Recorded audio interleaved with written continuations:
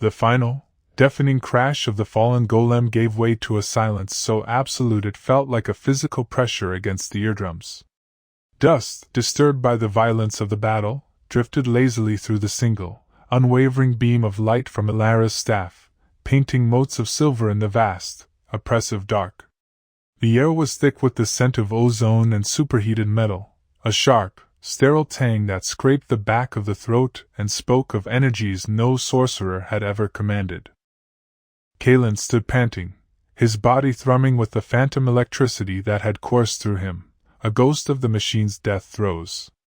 He flexed his sword hand, feeling the stinging pins and needles recede as blood returned to his fingers. "Well," he finally managed, his voice raspy and strained. "That's one way to fell a giant." He looked down at his family's broadsword, the instrument of the final, desperate blow. The proud, albeit rusted, steel was grievously wounded. The last foot of the blade was blackened, as if it had been quenched not in water but in pure tar, and the once sharp edge was horribly pitted and melted, a jagged saw of ruined metal. The heat had been so intense it had warped the very temper of the steel. He ran a thumb over the marred surface, a pang of regret cutting cleanly through the fading adrenaline. The sword had served his father, and his father before him, a tangible link to a lineage he barely remembered. Now it was little more than a crude, heavy club. "Your blade saved us, Kalen," Ilara said softly. Her voice, usually crisp with academic detachment, was softened with a rare note of unvarnished respect. She stepped closer, her staff's gentle luminescence softening the harsh, weary lines etched on his face. "It paid a heavy price for our lives." "A price I'm glad it could pay," he replied, sliding the damaged sword back into its scabbard. The grating screech of ruined metal against worn leather set his teeth on edge. "Still, I'd prefer not to make a habit of striking the heart of a lightning storm." He turned his full attention to the mountain of wreckage, his pragmatic nature already reasserting itself. "You called it a thinking machine. The lexicon's translation was autonomous sentience," she corrected, her scholarly curiosity blooming anew amidst the mechanical carnage. She began a slow, deliberate circle around the metal behemoth, her staff held aloft.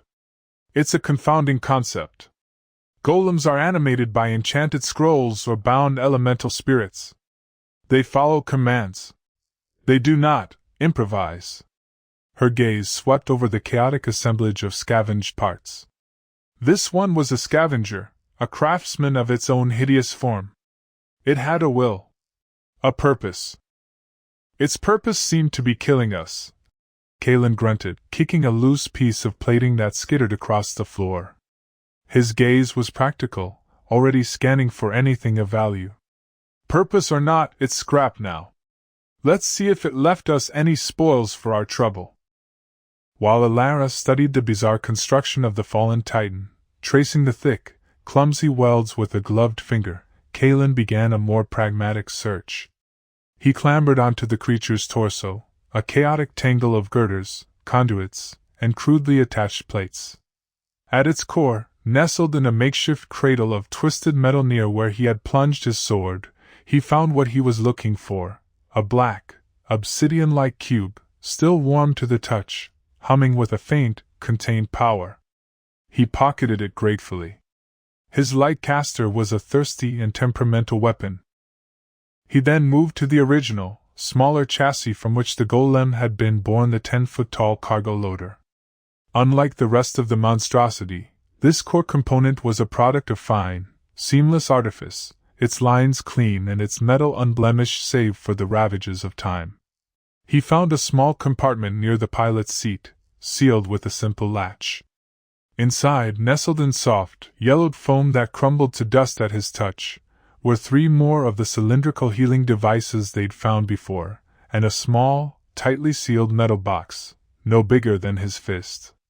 He pocketed the cylinders and handed the box down to Ilara. She took it, her slender fingers tracing the unfamiliar latch mechanism. After a moment of careful manipulation, a faint hiss of escaping air preceded a soft click. the lid sprang open. Inside, resting on a bed of faded black velvet, was a single, curious artifact, a metallic ring designed to be worn on the index finger. It was crafted from a silvery, lightweight metal, and in place of a gemstone, it featured a small, intricately cut lens of clear crystal. "What is it?" Kalen asked, hopping down from the machine with a heavy clank of his mail.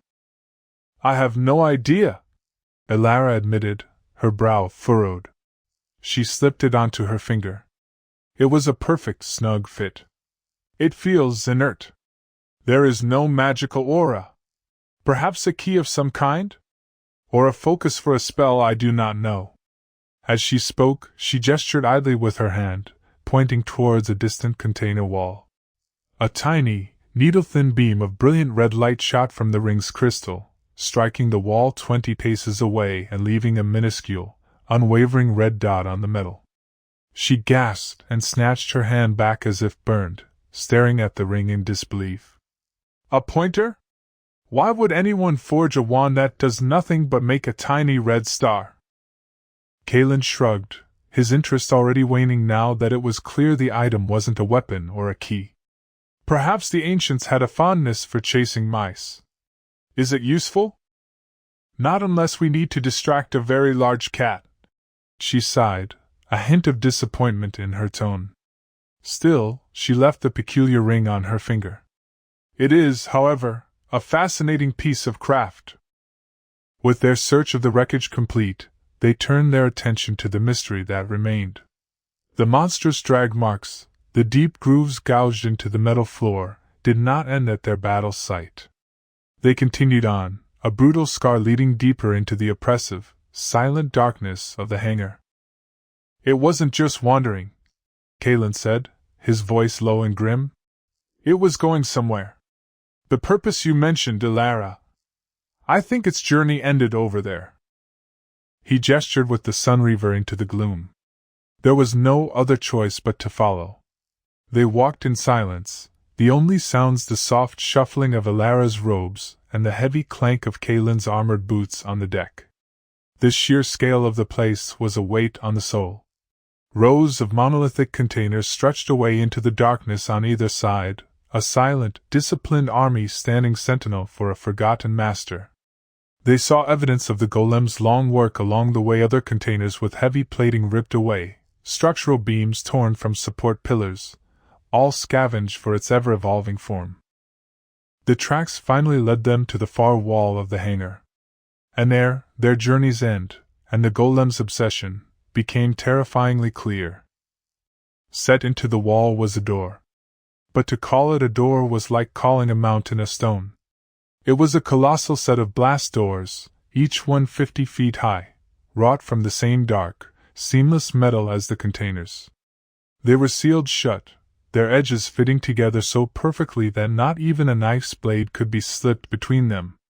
The entire structure radiated a profound sense of finality.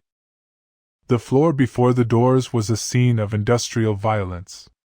The great sheet of hull plating the golem had been dragging lay here, warped and buckled from countless impacts. The surface of the doors themselves was a tapestry of scars, dents, and deep gouges, all concentrated near the center seam. The golem hadn't been dragging the plate for armor, it had been using it as a battering ram, a crude tool to assault this impenetrable gate. For years, decades, perhaps centuries, the single-minded machine had hurled itself and its makeshift weapon against this obstacle, and failed every time. "It wasn't trying to get out," Elara breathed, her voice filled with awe and a touch of fear. "It was trying to get in." Kalen ran a gauntlet hand over one of the deep dents, the metal cool and unyielding beneath his touch. "Brute force wasn't the answer. There has to be another way." His eyes scanned the area. To the right of the immense doors, almost lost in the deep shadows, stood a waist-high pedestal of dark metal, its top angled towards the viewer like a lectern. He approached it cautiously. The surface was blank and dark, a slab of what looked like polished black stone. "A control rune," Elara said, joining him, her voice a hushed whisper. "But it is dormant." There is no magic flowing to it. It's dead. She pointed to a small, square indentation on the pedestal's side. It requires a source of power. A key of great potency. Kalen's mind immediately went to the obsidian cubes. He pulled the depleted one from his pouch first, the one that had failed him in the fight with the Sentinel captain. He pushed it into the slot. Nothing happened. The panel remained as dead and dark as a sunless void. Of course, he muttered, retrieving it. He then took out the freshly charged cube he had just salvaged from the golem's wreckage. He held it for a moment, weighing the decision. This was the last full charge he had for the Sunreaver. Using it here would leave his most powerful weapon inert, a mere club of strange metal. But there was no other path forward. With a deep breath, he slid the cube into the indentation. It fit perfectly. With a low hum that vibrated up from the floor and through the soles of their boots, the pedestal came to life. The black surface glowed with a soft, internal white light, and alien glyphs and complex diagrams bloomed across it like frost on a windowpane. Simultaneously, long dormant strips of lighting flickered on in the ceiling high above the massive doors, illuminating their full, terrifying scale and the intricate network of colossal locking bolts that held them shut. Remarkable, Alara whispered, leaning in close to the activated panel, her scholarly instincts overriding her caution. She held her lexicon slate beside it. As she scanned the glowing text, her brow furrowed in concentration, then creased with sudden, sharp alarm. Kalen, this is not a simple door, she said, her voice tight with a tension that sent a chill down his spine. This is a seal. A ward of the highest order. The lexicon is translating a primary warning. What does it say? He asked, his hand instinctively tightening on the grip of his Sunreaver. She looked from the slate to him, her elven eyes wide with an emotion he had never seen in them before, true dread. It says, warning, quarantine protocol in effect. Hangar Bay 7 Bioforge containment sealed. Lethal countermeasures engaged beyond this point. Kalen felt a cold knot form in the pit of his stomach. Bioforge? What in the abyss is a bioforge?